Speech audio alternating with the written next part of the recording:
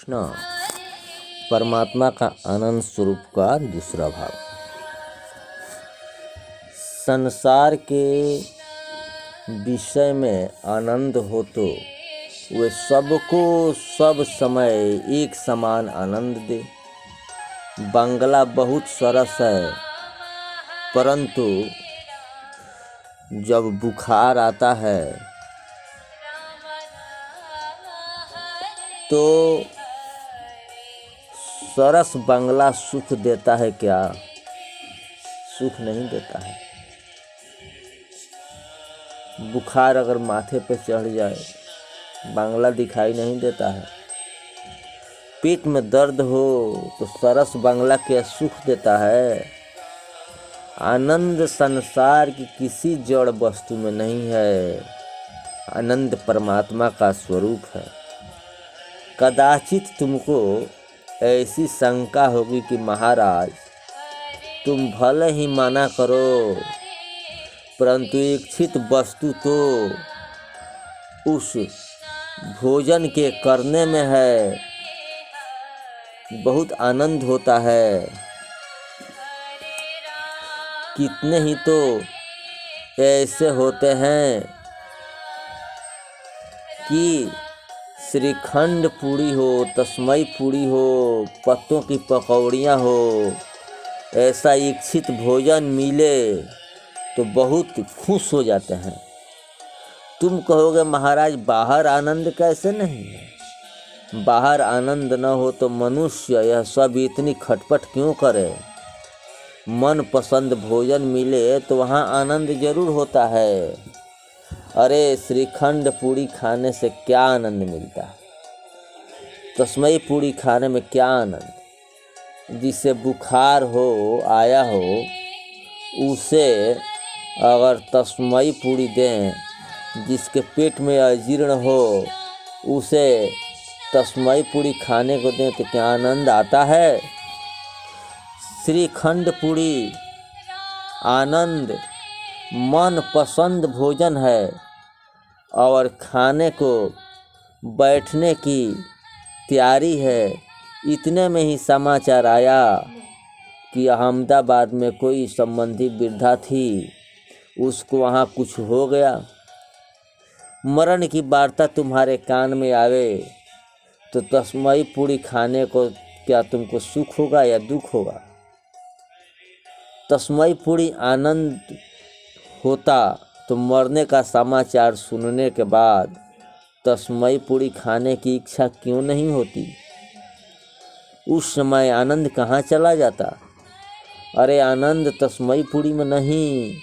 कितने ही तो ऐसे होते हैं कि विचार करते हैं कि बुढ़िया 87 वर्ष की थी, गई, इसमें कुछ बुरा नहीं हुआ, बेचारी चली गई, जो हुआ सो अच्छा हुआ।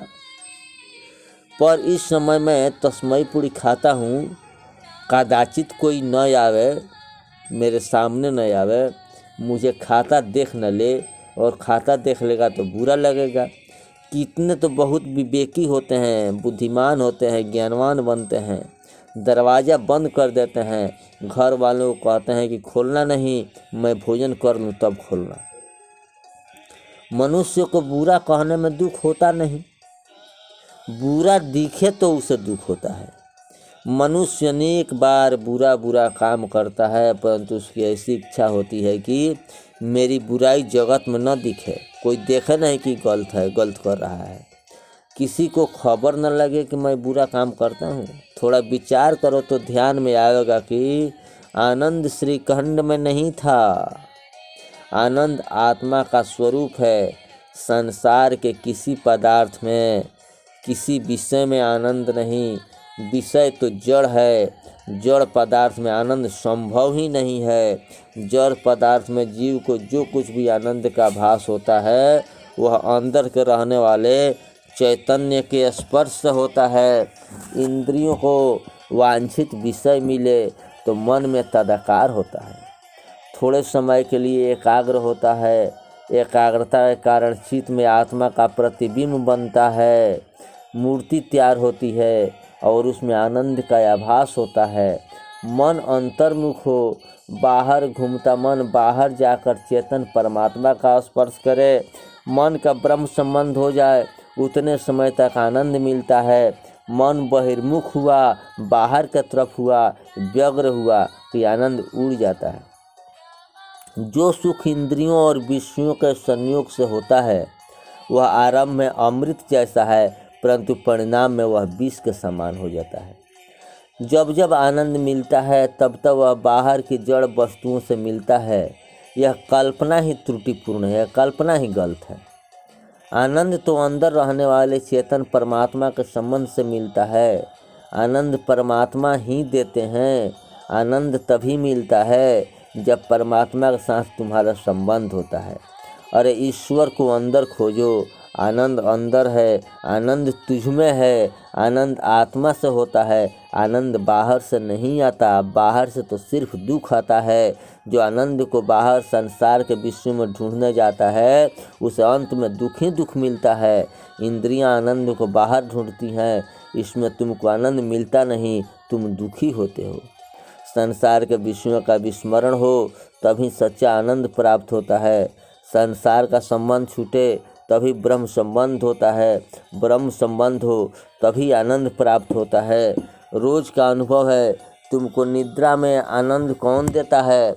बहुत बड़ा राजा है, सब बातों से सुखी है, क्या उसे रानी से आनंद मिलता है?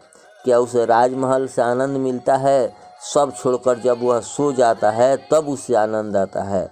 रानी को, राजमहल को जब वह भूल जाता है तब उसे निद्रा आती है और तभी आनंद मिलता है। कितने ही तो नींद के लिए गोली खाते हैं, टैबलेट खाते हैं, दवा लेते हैं कि नींद आवे। अरे निद्रा में एक पैसा मिलता नहीं, खाने को मिलता नहीं, मौज शौक मिलता नहीं, फिर भी निद्रा तुम्हें क्यों आनंद आता है? निद्रा तुम्हें क्यों पसंद है? निद्रा में तुमको कौन आनंद देता है? निद्रा में शांति कहाँ से मिलती है? मनुष्य को सब कुछ मिले पर उसे नींद नहीं आवे तो मनुष्य पागल हो जाता है, उसे चैन नहीं आती। निद्रा तो आनी ही चाहिए, कारण निद्रा में शांति मिलती है, आनंद आता है। निद्रा में मनुष्य को कौन शांति देता है? चारपाई पर पड़ने पर जिसको जगत याद आता है उसको निद्रा नहीं आती। कोई अति सुंदर स्वरूप आँख में आवे तो निद्रा नहीं आती। जब जीव आँख रूप से हट जाती है तभी निद्रा आती है। कान को कोई शब्द सुनाई पड़े तो निद्रा नहीं आती। धीरे धीरे जब वह सब कुछ भूल जाता है तब जगत को भुला देता है, तब अंतर्मुख होता है। इंद्रियां जब विषयों को छोड़ती है तभी अंदर विराजे हुए चेतन मन अंतर्मुख होता है। इंद्रियां जब विषयों को छोड़ती है तभी अंदर विराजे हुए चेतन परमात्मा के साथ सो जाती है। इंद्रियों का लय संसार के विषय में होता नहीं, जब परमात्मा में होता है तब निद्रा आती है। निद्रा आने के बाद शांति मिलती है। निद्रा में आत्मा की अंदर विराजे हुए चेतन परमात्मा का आनंद मिलता है। आत्मा चैतन्य परमात्मा का स्वरूप है। तुम्हारा आनंद बाहर नहीं, तुम्हारा ही आनंद तुमको मिलता है। सब कुछ छोड़कर मनुष्य की सोने की इच्छा होती है। इससे ऐसा सिद्ध होता है कि आनंद संसार की जड़ वस्तु में नहीं, आनंद जगत में नहीं, जगत को भूलने में है। तुम आनंद स्वरूप ही हो, तुम्हारा आनंद तुम्हारे पास ही है। आनंद स्वरूप परमात्मा सब में चैतन्य रूप में निवास करते हैं। आनंद निरपेक्ष रहता है, वह टिकता नहीं। सापेक्ष होता तो टिकता नहीं। जब तक मनुष्य को अन्य किसी से आनंद मिलता है तब तक समझो कि पीछे बड़ा दुख होता है, और जब तुम आनंद में जाओगे तो दुखी होगे। निद्रा में मन जैसा शांत रहता है, निद्रा में मन एकदम शांत रहता है, कुछ दिखाई नहीं देता, कोई दिक्कत नहीं होता, शांति से आदमी सो जाता है, आनंद ही आनंद रहता है। ऐसा जागृत अवस्था में रहे तो जहाँ जाओ वहाँ आनंद ही आनंद है। दीपक में जब तक तेल है तब तक वह जलता है, दीपक का तेल समाप्त हुआ कि दीपक शांत हो जाती है। इसी प्रकार मन में संसार हो तब तक मन भी जलता है, परंतु मन से संसार न हो तो मन शांत हो जाता है। चारपाई पर पड़ने के बाद मन से संसार निकल जाता है और मन से संसार निकला तभी मन शांत हो गया। संसार छोड़कर कहाँ जाओगे? संसार को मन में से निकालने का प्रयत्न करो। बाहर का संसार तुमको त्रास देने वाला है, संसार मन में है और वहीं रुलाने वाला है। परमात्मा का स्मरण करने में तन्मय होगे तो तुम्हारे मन में से संसार बाहर हो जाएगा। श्री राम का, श्री कृष्ण का ध्यान स्मरण करते हुए जो तन्मय हो जाता है उसके मन में संसार रहता ही नहीं। तुम एकदम संसार के मन से निकलने या जाओगे तो संसार मन में और अधिक आएगा। जो कचरा निकालने आता है, बुहारी करता है, उसके माथे कूड़ा पहले आता है। इसी प्रकार मन में से संसार को निकालना चाहोगे तो मन संसार का चिंतन करेगा। ऐसा करने की अपेक्षा ठीक उपाय यही है कि मन में प्रभु का स्मरण करने का अभ्यास करो। परमात्मा का स्मरण में तन्मय बनोगे तो मन से संसार निकल जाएगा। परमात्मा का सतत चिंतन स्मरण से तुमको आनंद मिलेगा। तुम परमात्मा के अंश हो, तुम्हारा जगत के साथ संबंध सच्चा नहीं है। तुम जगत के नहीं, भगवान के हो। जीव ईश्वर का अंश है, ईश्वर का है, फिर भी जगत का हो गया है मोह में पड़कर। तुम्हारा जन्म हुआ तब तुम पति थे क्या? जन्म होता है तब कोई पति नहीं, कोई पत्नी नहीं।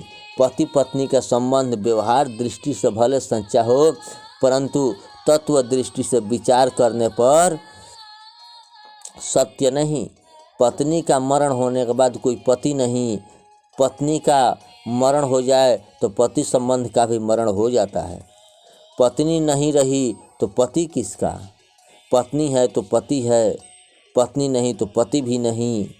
पति पत्नी का संबंध, पिता पुत्र का संबंध एवं जगत का कोई भी संबंध सत्य नहीं है।